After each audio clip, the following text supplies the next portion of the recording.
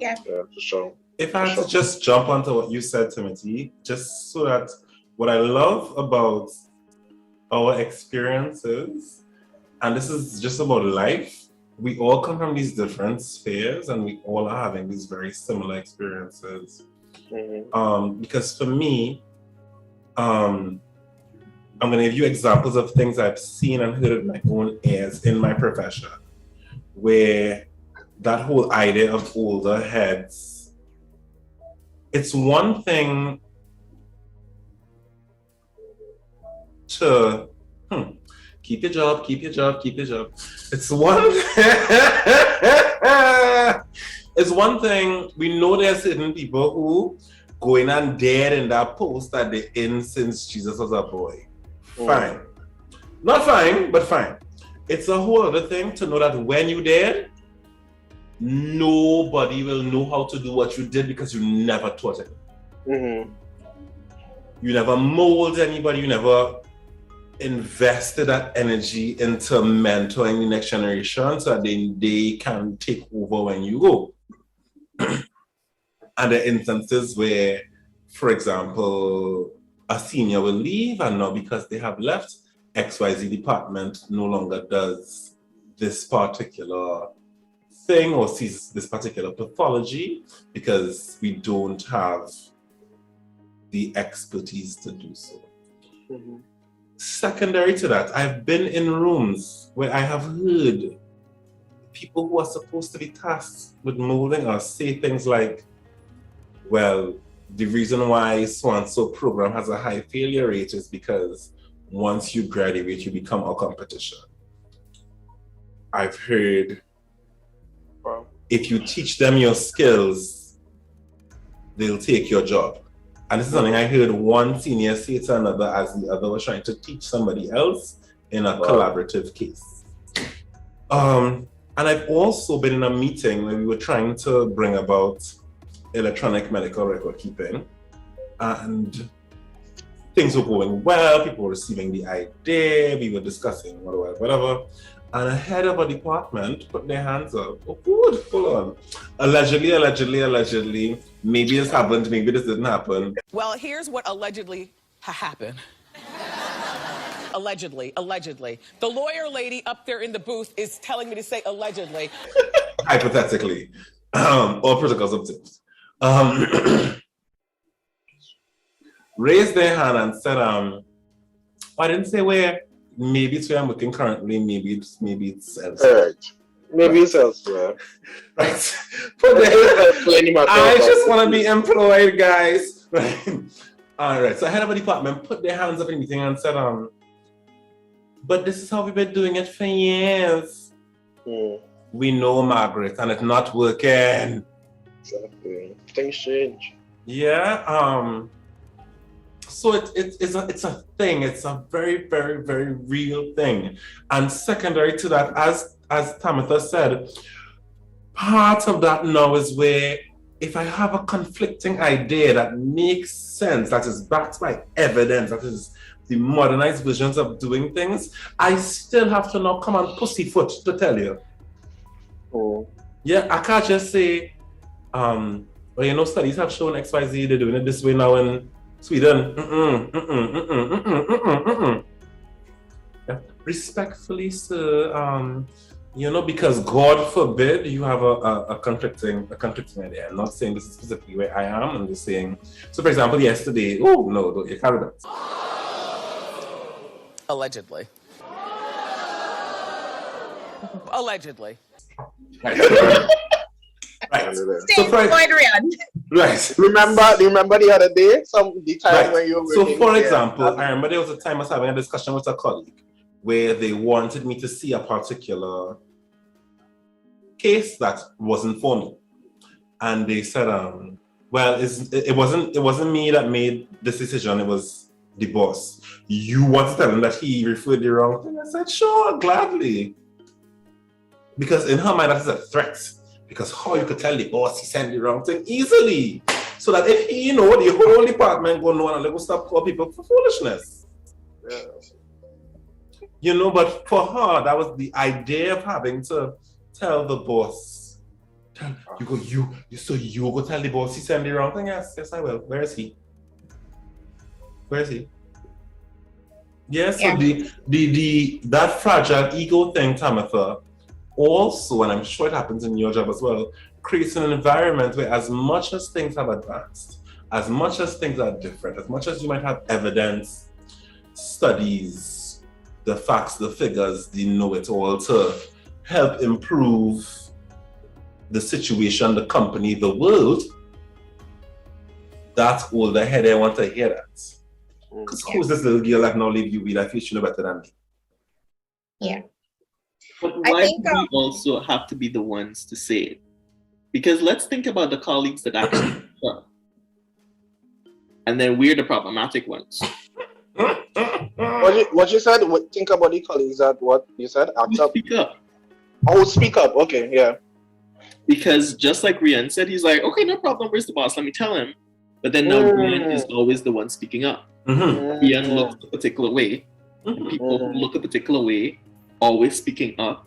And then you're now the bad guy. You're problematic. Yeah. And you know your place. You don't know your place. You're angry. You're ungrateful. You're insubordinate.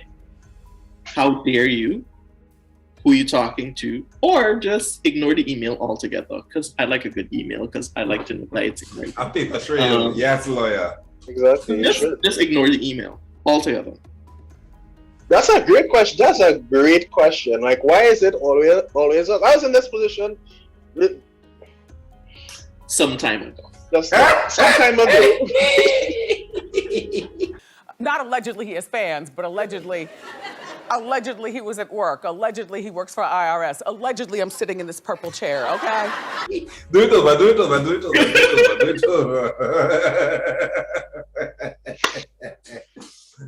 See, I remember a time. So I remember a time, right, where it would have had a situation in which we were forced to not be present physically, right? Oh boy. You know what? I will still say it because no, I will still say it. And the person at the point in time, the lead at that point in time, the manager at that point in time, she was very much like what Tamitha would have actually described. She was like full of ego.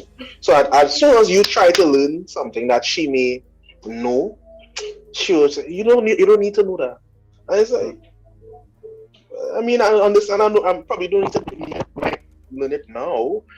And I remember at a point in time where I spoke up against, like, why is it that we're just fed just little two things and that's all, for one. And number two, why it is that we can't just advance certain things. I remember for some time I was speaking up, y'all, and that was one of the roughest experiences I've ever had, simply because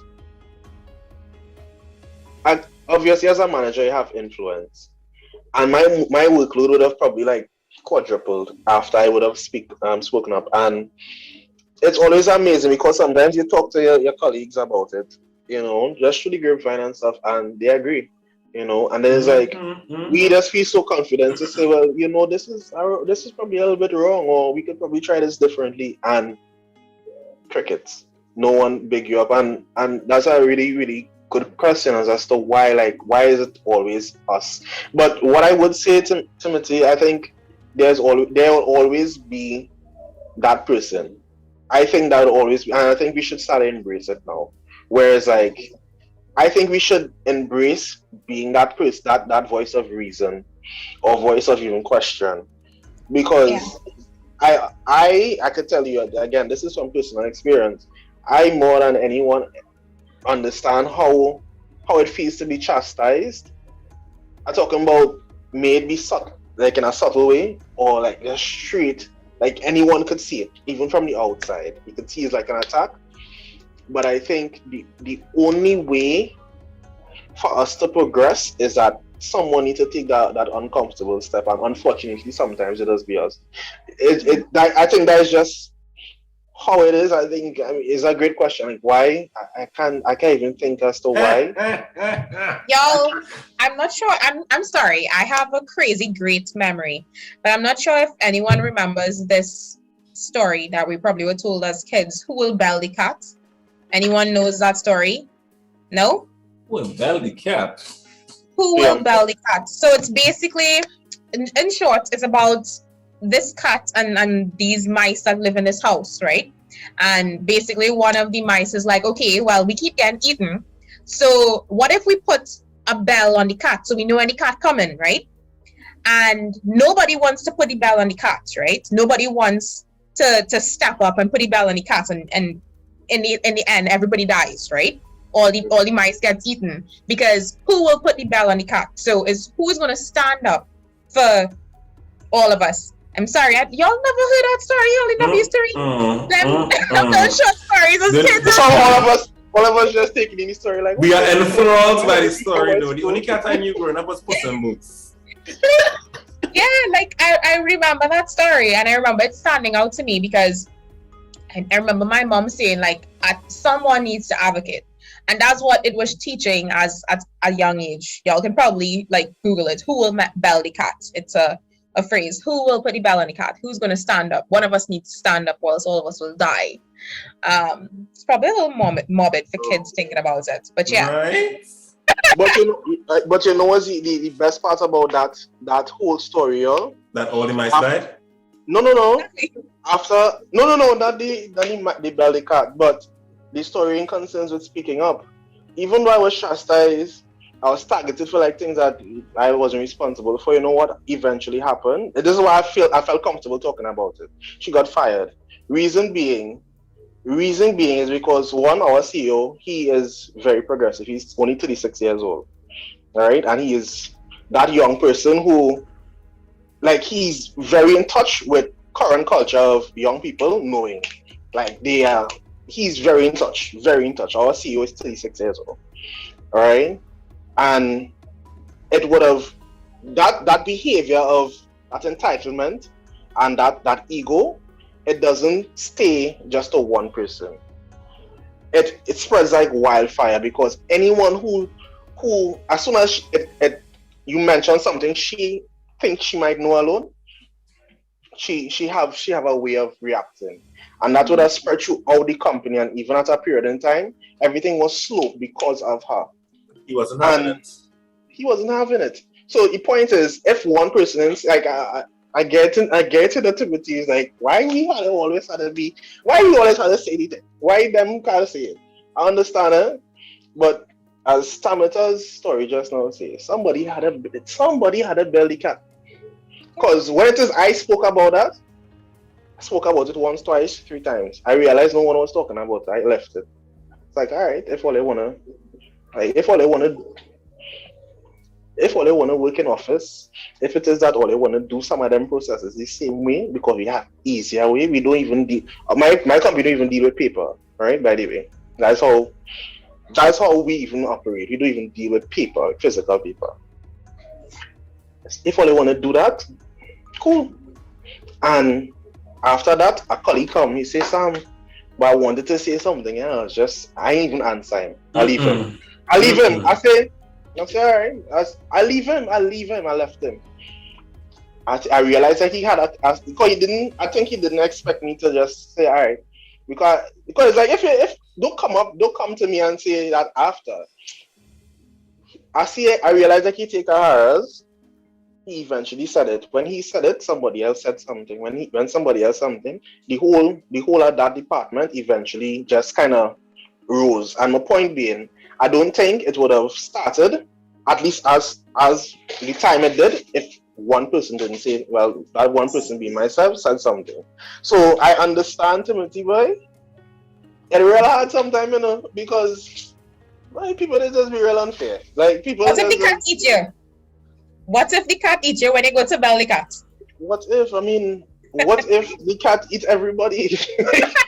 Like, it's a real it's a dilemma. It's definitely a dilemma when trying to like voice certain things. But I think we have to. I think the more people think like yeah, we have to do it. It's quicker. We progress in that. You get to where you want to go. For sure. You know, but I mean, I still didn't answer your question, Timothy. But I don't know why. But I love it. I definitely love it. I want to hear what Rian has to say, because I knew what touched my nerve too. You know what touched my nerve? Listen to me. That hand shoot up so quick. It was like, oh. Weak. So this is where we're gonna bring it home. For me, and this is the thing with who will bell the cat thermometer.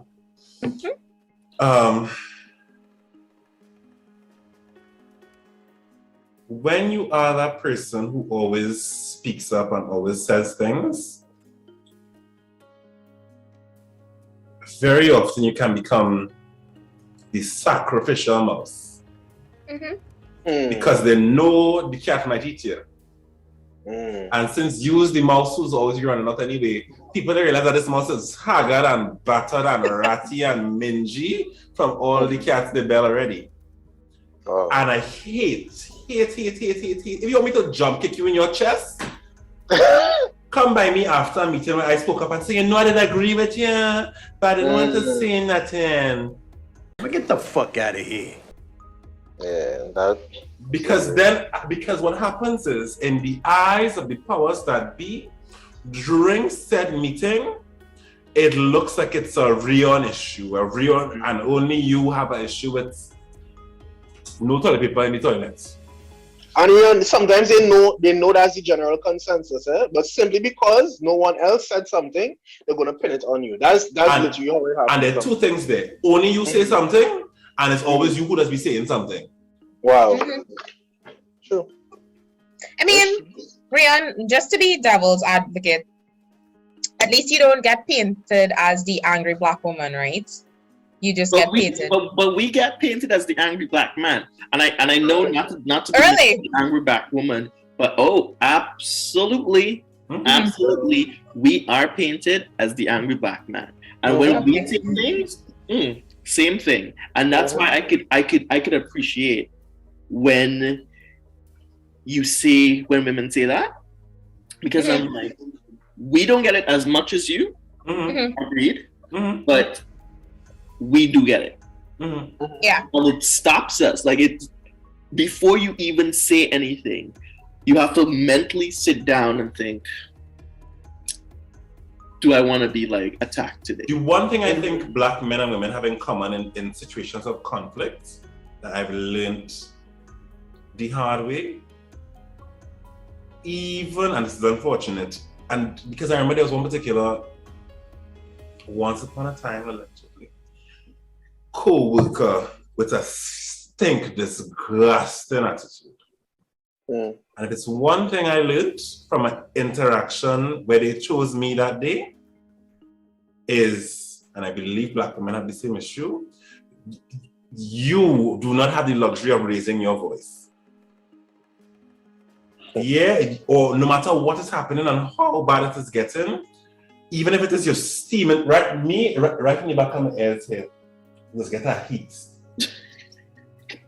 Even if you are telling me, even if you are steaming, the second you raise your voice, it turned into You're aggressive. It turned into Ella, let's step outside. I said, what are we going outside for? You wanted this to happen inside all the time? No. No, Elder, let's step outside.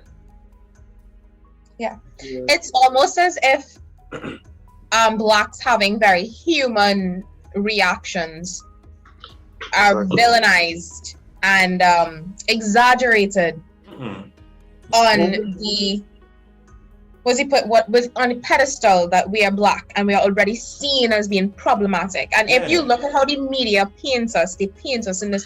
And I mean, I don't want to talk about Uncle right? But I don't want to go there. But I am, unfortunately, for your podcast, a very, very woke woman. And I can tell you when you can see, and do not put this in the podcast because I will be cancelled, but they are as being Will Smith. And why you don't want, like, to me, hold on, right? Sorry for interrupt.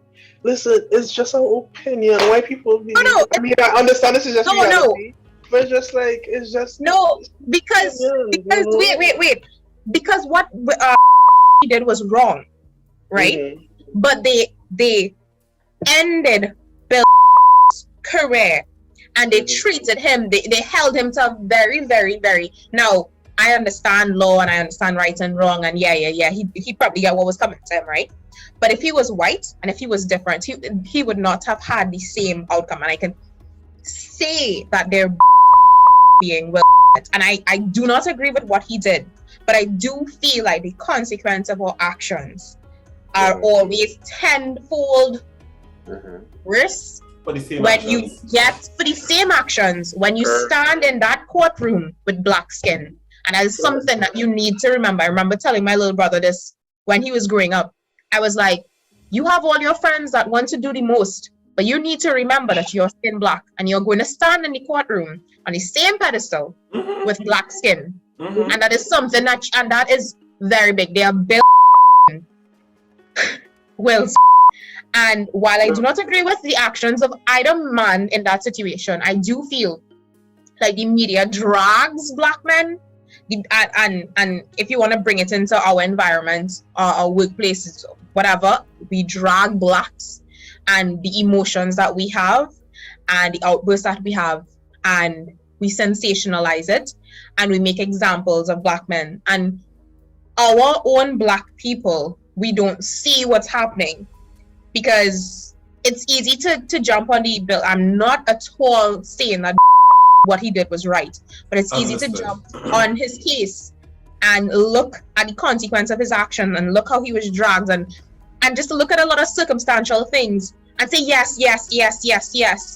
But you're looking at other white men who were in similar positions and did not face the same type of the same consequence for worse actions. And I'm not saying that the white men should be excused. I'm not saying that, well, let's just let out all rapists.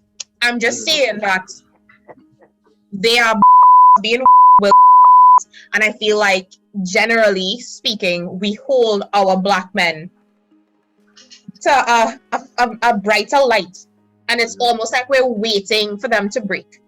We're trying to break them, and I don't think that blacks look at situations and say, what we really doing to this black man? I'm not at all condoning Smith's actions. I probably would have slapped him down. But when you look at how they treat black males, and even you, Rian, when you talk about how your boss treats you or whatever, when you raise your voice, it's almost like you're starting off as a villain before you're even. For the record, that was my boss, so that was a co-worker who and I no longer work at the same facility. Let the minutes reflect. Well, it doesn't matter. Like, whoever, you're starting off as a villain. You're starting off as a villain. Yeah. And I always look at that example because I find it beyond me that no one is looking at this as homie is a black man and they're destroying him because he's a black man. In addition to what he did, but they are destroying him and ripping apart his legacy because it also tells the young black generation something as well. It sends a message that we can't. And we always need to look at these situations through that lens. And I'm sorry if I'm all over the place. Rian, I know I told you this, that these topics could easily be one podcast. It's fine. Which I love. Yes. I actually love it because then I get to keep the other questions in my bank. When you and Timothy, you can probably elaborate a little bit on this. When and it's a phrase that I use all the time now, they are this person. Because in my opinion, I feel as though the career was dissected in a very different way that he would have faced if he was of a different ethnicity. So here's what I'll do for you, Tamitha, hopefully to bring it into some context for those who may not be as plugged into pop culture. I think if you look at the fact that the show and all of his movies and stuff are no longer on television and no longer up to air, versus the work of Woody Allen and Harvey Weinstein. When you look at the fact that, and again, like Tamitha, I'm not saying either one is more right than the other, but it's so much the consequences for actions versus the taking away of all of his titles. While I think Harvey has 82 Oscars that he still has possession of. Exactly. That's where that discrepancy comes from, and I think if I had to compare it, with similarly problematic situations where I've never seen a white counterpart experience it. When I think of Kevin Hart and the Oscars, where they brought up his old tweets and they tried to cancel them and he didn't get to host. And you think of there's no comedian on the planet, no human being on the planet that doesn't have. When I read some of my old Facebook statuses from when I was 12, and it's like, you were an idiot. Yeah. Right? And then Dave Chappelle, again, he's not the first person to make those sorts of statements. And you bring that wrong to just last month with Joe Rogan. Joe is still working, still on Spotify, probably get a raise for all we know, because he's the highest rated, whatever. Yeah, yes.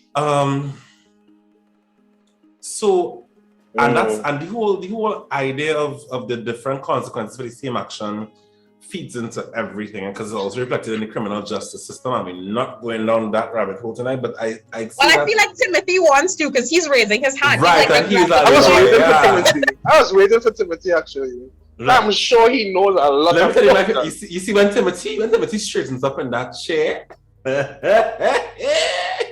Timothy, be ready. I'm gonna be drinking my wine. Go ahead. Timothy, go. No. Of course, I agree. Let's start from that perspective. I agree. We are always held, both male and female, the entire community, held to a much higher standard. I think the Obamas talked about it before they got into the White House. They weren't allowed to make mistakes, period. Because making a mistake sets us back. How far back, we will never know, but it sets us back. We're already behind, it sets us back. And that's what's saddening about it. Because when I see those instances, I know there are other communities looking at the actions and feeling very justified. Exactly. Because they're like, there you go. The justice system needs reforming, period. In every country, that's just how it is. The laws are not as quick to change. And I think that's usually the problem, where, we know we're here, but the mechanism and the vehicle to get here takes so long that by the time the law gets there, we've already progressed even more.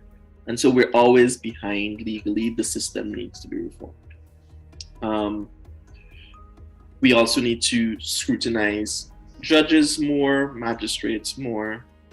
Yeah.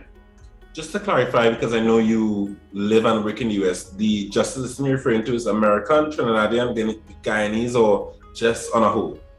On a whole. Okay. All right, cool. All of them. All of them. Because it's just too slow. The mechanisms are too slow. Lots of talks here about judges is like these lifetime appointments and the fact that they're in there forever.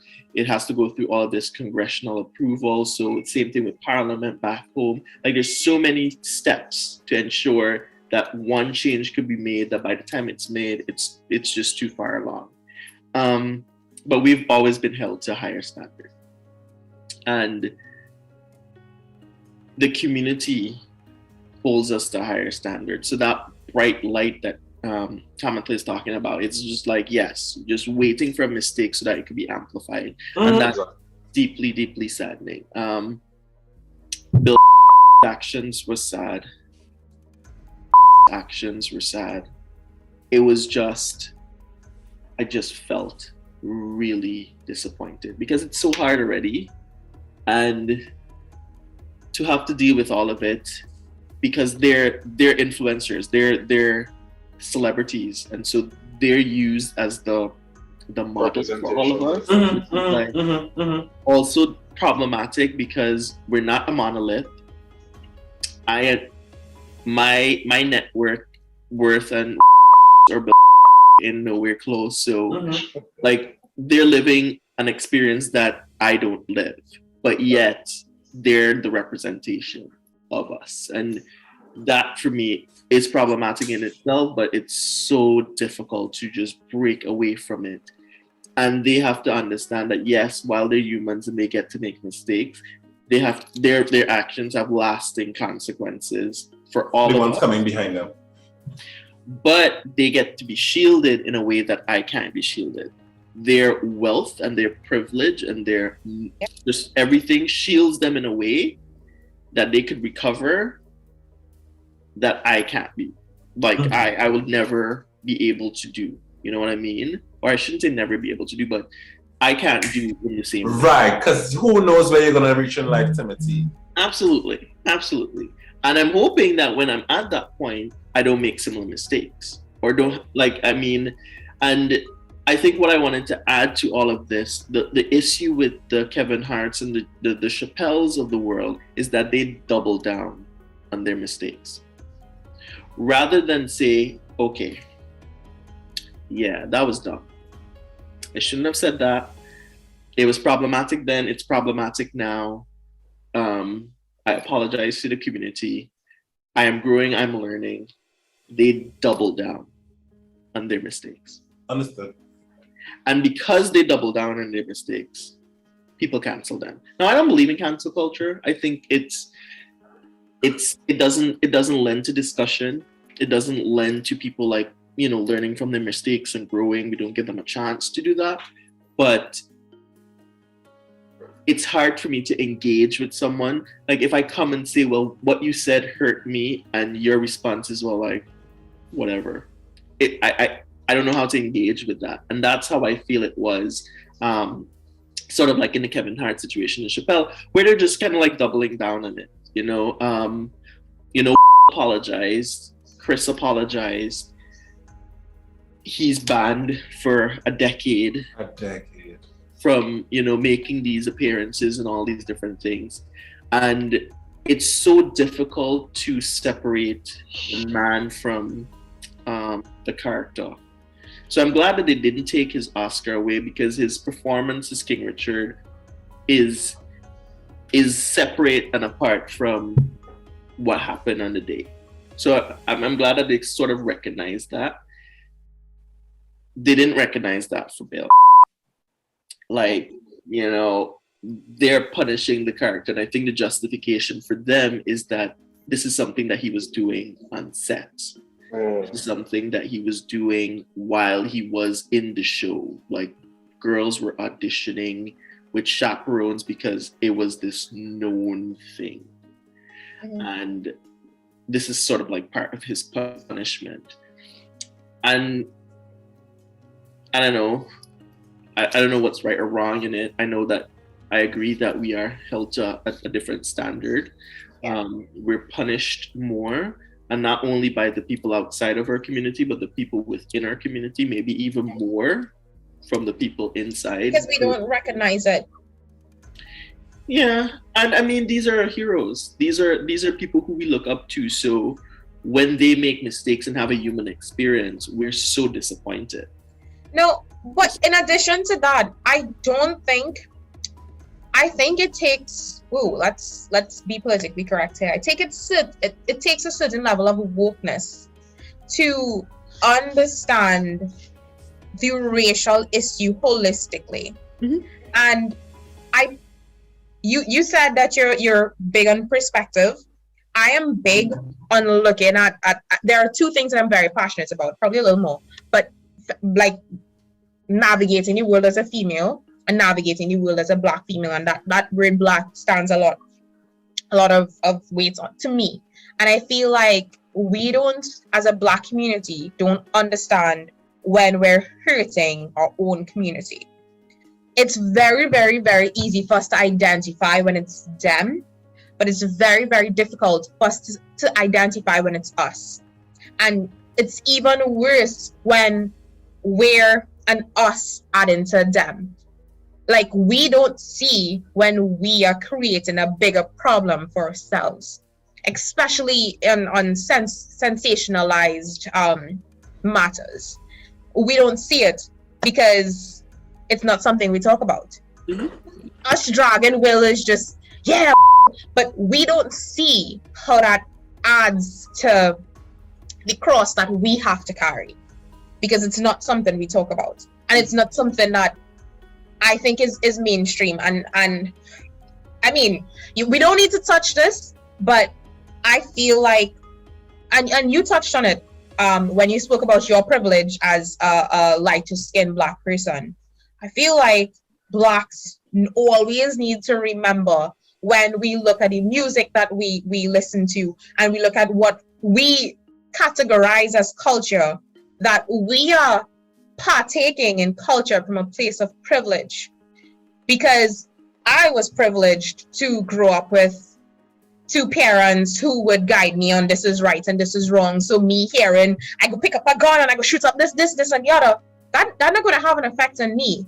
But that same song, that same conversation in a different environment where they don't have that privilege that I was exposed to impacts someone's life very, very differently. Mm-hmm. And I don't think within the Black culture we acknowledge Black privilege. We don't acknowledge that as Blacks who came from this home and that was exposed to this educational background and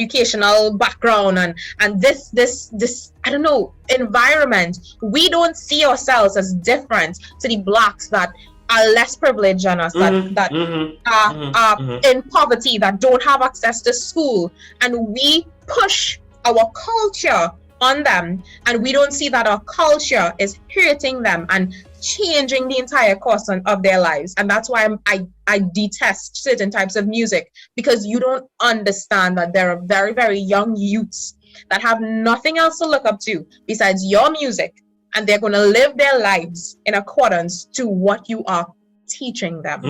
While you're in a mansion. While you're in your mansion.